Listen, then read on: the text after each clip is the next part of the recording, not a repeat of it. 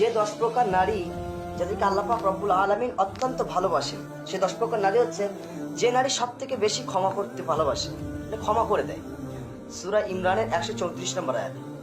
যে নারী ধৈর্যশীল, সূরা রাদের 23 এবং 24 নম্বর আয়াতের মধ্যে বলা হয়েছে। যে নারী কখনো গীবত করে না, সেই নারী আল্লাহর কাছে সব থেকে বেশি উত্তম।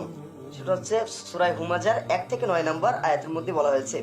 ঘন ঘন তওবাকারী, যে নারী ঘন ঘন তওবা করে, সে নারী আল্লাহর কাছে সব থেকে প্রিয়। যে নারী পর্দাশীল, সূরা আহজাবের 33 নম্বর আয়াতের মধ্যে বলা হয়েছে। যে নারী পবিত্র অবস্থায় থাকে, সূরা আহজাবের 33 নম্বর আয়াতের মধ্যে বলা হয়েছে। যে নারী স্বামীর আনুগত্য করে, এটা হাদিস শরীফের মুসনাদে আহমদ 1661 নম্বর হাদিসের মধ্যে বলা হয়েছে।